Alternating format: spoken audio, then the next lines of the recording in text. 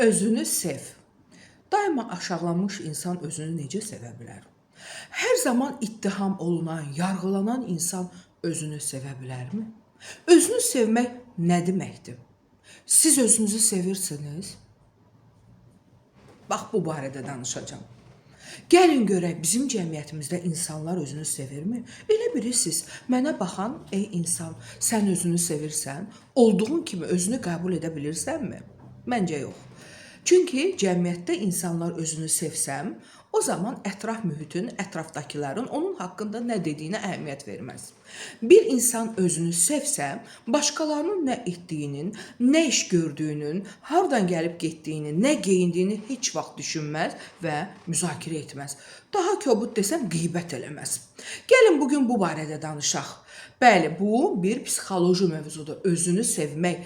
Hər bir insan özünü sevməlidir. Amma bu ego deyil, bu narsisizm deyil, bu təkəbbür deyil. Bu Allahın sənə verdiyi bu gözəl bədəni, əndazəni sevmək deməkdir. Bu qaşı gözü olduğu kimi sevmək deməkdir. Əgər sən fiziki qüsurlusansa, o qüsurlarınla sevmək deməkdir. Amma təəssüf çox zaman Allahın verdiyi bütün gözəlliklərə rəğmən biz özümüzü sevə bilmirik. Səbəb, sizcə, səbəb nədir?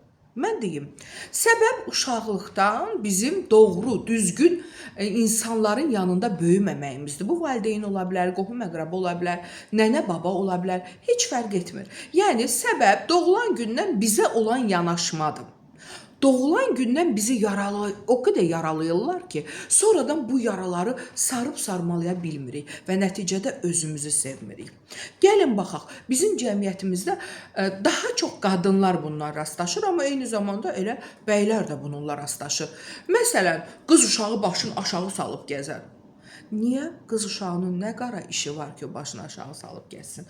Uşaqlıqdan bu yanlış düşüncəni beyninə o qədər yeridirlər ki, o qız uşağı başı aşağı gəzməkdən əlbəttə ki, çiyinlər əyilir, skalyoz yaranır, kifoz yaranır və nəticədə o özünü sevə bilmir. Bu mənim dediyim başımıza gələn ən kiçik bir haldır. Amma o qədərdir ki, bax filan kəslərə, gör nə gündəsən sən, illah da biraz toppuş-mopuş qız uşağı olanda, ya oğlan uşağı olanda ona hər cür ad qoyurlar. Gömbulyana, gömbul, toppuş, porsuq, nə bilim, o qədər adlar qoyurlar ki, o artıq özünü sevmir. Əslində, bir uşağın çəkisindən, boyuna, yaşına uyğun olaraq çəkisindən artıq olmağının səbəbkarı onun valideynləridir. Bəli, mənim əzizlərim, bilin. Bu bir ayrım mövzudur ki, bu çox geniş mövzudur, bu barədə mən danışacağım. Amma bugünkü mövzumuz özünü sevməkdir.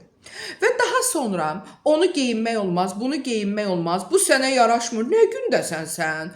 Vay vay, üç güzgüdə özünə baxdın. Bunu daha gözəl demək olardı. Demək olar ki, əzizim, balam və yaxud həyat yoldaşım, canım mənim, bəlkə o biri paltarı giyinəsən, bu da çox gözəldir. Amma bunu bir başqa vaxt və sair və ilaxır hər bir sözün deyilmək təhri var. Yəni, hər bir sözü elə demək olar ki, insanı yaralamayasan.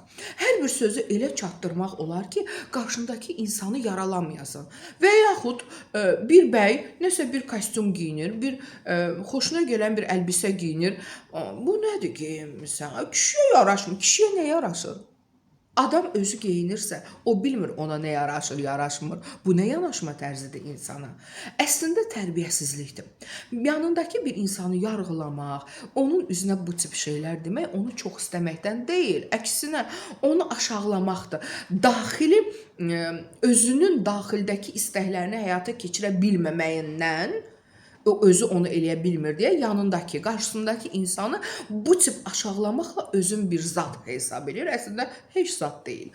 Bəli, mənim əzizlərim, özünü sevmək çox önəmli bir şeydir. Çünki insan özünü sevərsə, ətrafını sevər. İnsan özünü sevərsə, Allahın yaratdığı hər bir şeyi sevər. Bitkini, canlını, gülü, çiçəyi, hər bir şeyi. Amma insan özünü sevməzsə, o başqasını necə sevə bilər? Heç cürə. Bir daha söylürəm, təkəbbür ayrı, insanın özünü sevməyi ayrı. Bu ayrı-ayrı məfhumlardır. Təkəbbür haqqında mən bir başqa vaxt o ego haqqında danışacağım. Bugün özünü sevməyi deyirəm. Özünü sevmək odur ki, güzgü qarşısında durursan, yaşından asılı olmayaraq. Soyunursan, bəli, lüt madarzada, baxırsan və deyirsən, ay Allah, şükür mənə verdiyinə. Mən belə də gözələm. Bu artıq hər gün bunu deməyin özünü qəbul eləməyindir. Bizim cəmiyyətimizdə bir balaca kilolu adamlara həmən müxtəlif fikirlər deyirlər. Yox, bu çox kökəlmisən, yaraşmır sənə. Hələ bir söz də var. Bir balaca artıq kilolu, yaşı 30-u keçmiş qadınlara bəylər ad qoyub. Xalaşqa. Yəni əslində gözəgəlimli Göyçək xanımlara deyilir ki, bu da çox aşağılayıcı bir şeydir. Xanım demək olar, xatun demək olar. O çox iyrənc və çox aşağılayıcı bir sözdür. Amma adətən gözəgəlimli Göyçək bir balaca kilolu xanımlara bu söz deyilir. Bu aşağılayıcı kəlməni eşitməmək üçün insanın özgüvəni olmalıdır. Özgüvənsə özünü sevməkdir. Olduğun kimi qəbul etməkdir. Yəni saçınmı, başınmı, gözünmü, əndazənmi sənin özünün xoşuna gəlməlidir. Əgər sən özünü olduğun kimi qəbullansan, ürəyin istəyən çəkini ala bilərsən. Ürəyin istəyən yerə qədər gedib çata bilərsən. Ürəyin istəyən arzuya çata bilərsən. Yetər ki, özündən başla. Özünü olduğun kimi qəbul elə. Çox zaman artıq kilolu insanlar nəsə yeyirlər, sonra özlərini günahkar hiss eləyirlər və günahkar hiss elədikcə də yedikcə yeyirlər. Mən sizə bir şey də söyləyim. Uşaqlıqdan söylədiyim kimi artıq çəkidə olan insanlar, artıq çəki ayrı bir mövzudur. Bu barədə danışacağam. Amma bugün bir balaca anons vermək istəyirəm ki, bir insan balacalıqdan onun niyə artıq çəkisi olur? Yaşına, boyuna uyğun olmayan çəki niyə olmalıdır? Bu, çox zaman valideyn tərəfindən dinlənilməyən, eşidilməyən uşaqlar olur. Fərq eləmir, oğlan ya qız eşidilmir. Valideyn onu dinləmir. Bu, çox zaman valideyn tərəfindən istəkləri, arzuları nəzərə alınmayan uşaqlar olur. Bu, çox zaman özünü tənha hiss edən uşaqlar olur. Ki, bu uşaqlar o tənhalığı yeməklə doldurur. Orqanizmin avtomatik özünü müdafiəsidir. O artıq yemək, nə gəldi yemək, orqanizm özün müdafiəsini belə qurur. Çünki orqanizmimiz olduqca ağıllıdır və o ətrafın ona münasibətini, o tənhalığı, o eşidilməməyi o yeməklə doldurur. Və bir də uşaqlıqda məcburən yedirdilən uşaqlar. Məcburən. Bunu da ye, bunu da ye. Qabında qalsa nişanın çirkin olacaq. Yeməsən başına tökəcəm. Yeginə, papa üçün ye, mama üçün ye, ata üçün ye, nənə üçün. Zorla yemək yedirdilən uşaqlar, bəli, belə artıq çəkili olan uşaqlar olur. Ona görə mənim əzizlərim, siz uşaqlıqdan övladlarınıza diqqət yetirin ki, o uşaqlar özündən, öz bədənindən, öz sir-sifətindən, öz Allahın ona verdiyindən utanmasınlar, özlərini sevsinlər. Siz amma onu utandırırsınız axı və o böyüyəndə də özünü sevə bilmir. Mütləqdir ki, gözləyir, necə görünürəm? Necə görünürəm? Yəni, bir kənarın sənə necə görünürsən deməyi çoxmu önəmlidir? Önəmli olan sən özünün xoşuna gəl. Önəmli olan sənin geyindiyin, yediyin, gəzdiyin hər bir şey sənə xoş olsun. Sən varsan, yalnız sən. Sənin istəklərin, sənin duyğuların, sənin arzuların. Başqalarının dediyi heç bir şey sənə maraqlı olmamalıdır. Hətta bir də görürsən, var, bəzi narsist analar var, bəzi olduqca psixoloji durumu yerində olmayan analar var ki, onlar uşaqlara donuz deyirlər, potaş deyirlər, toppuş deyirlər. Bu sözlərin özü belə onu yaralaya bilir. Yəni biz başqa dövrdə yaşayırıq. Analar deyir, əşi mənim anam da mənə deyib. Bu ötən əsrlər idi. Müasir dövrümüz isə çox fərqlidir. Sosial şəbəkələr, internet, orada müxtəlif reklamlar gedir. Gözəl görünən, göyçək görünən, hərə özünü bir cür reklam eləyir. Və belə bir yaşam tərzi olan, hər şeyin sürətlə inkişaf elədiyi bir dövrdə sən necə uşağını aşağılaya bilərsən? Sən onu necə buraxa bilərsən həyata? Özgüvəni olaraq, özünü sevərək. Əgər sən bunları ona aşılaya bilmirsənsə, problem sənin özündədir. Mənim əzizlərim, buradan sizə ünvanlayıram. Əziz valideynlər, lütfən övladlarınıza diqqət yetirin. Çox zaman övladlar bastırılmış hisslərini, duyğularını yeməklə doldurur. Sənə deyə bilmədiyi sözlər, içindəki sözlər, sənə bir şey deyir, onu məsxəriyə qoyursan, lağ eləyirsən, yaxşı da sən də məndən çox, yer ged oyuna, işinlə məşğul. Yəni, mən sırf bu tip düşünən valideynlər üçün deyirəm. Və yaxud da övladının artıq çəkisi anlamırsan ki, bunun səbəbkarı sənsən. Bəli, sənsən. Hamiləlik dövründən doğru düzgün aparılmayan döl, yəni yediyinə, içdiyinə fikir verməyən valideynlərin övladları artıq çəkili doğula bilir. Sonradan bunu yoluna qoymaq olar, amma siz nə edirsiniz? Yoluna qoymaq əvəzinə biraz da uşağın o çəkisini artırırsınız, onu özünə qapadırsınız. Nə qədər o uşağı özünə qapanmış hiss elətdirsəniz, o qədər özünü sevməyəcək. O özündən narazı olacaq. Yəni biz əgər baxsaq Amerikaya, Amerika Birləşmiş Ştatlarına, orada insanlar həddən ziyadə artıq çəkilidir. Bəli, dünyada da birinci sıralarda onlar dururlar. Artıq çəkili, kim necə gəldi geyinir, çıxır küçəyə, ev geyimində, hamam əlinə düşəni geyinib çıxır küçəyə və heç kim ona tənə vura bilməz. Fiziki qüsurlu insanlar utanmadan, çəkinmədən, ürəyi istəyən kimi çıxır küçəyə, yenə ona heç kim deyir, heç nə deyəmir. Bizim cəmiyyətimizdə isə bu belə deyil. Bizim cəmiyyətimizdə biz tənə vurmağı, yargılamağı sevirik.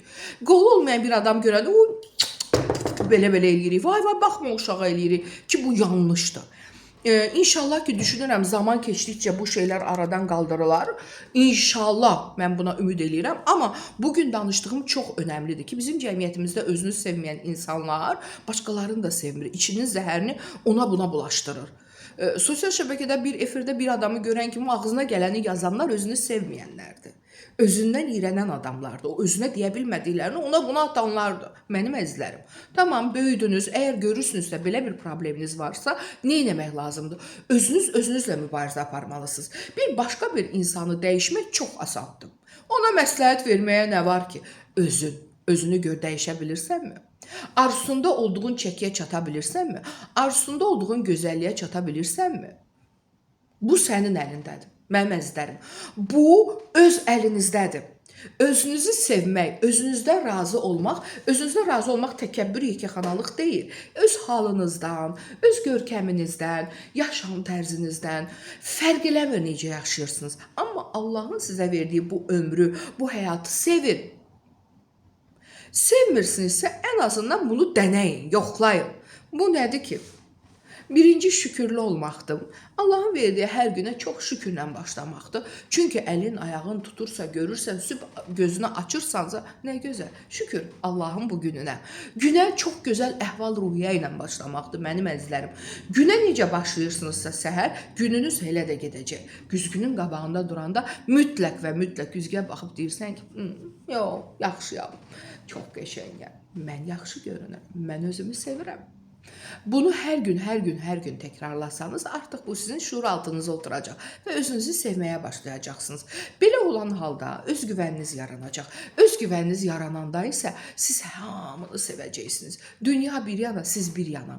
Heç kimi yaralamaq, incitmək istəməyəcəksiniz.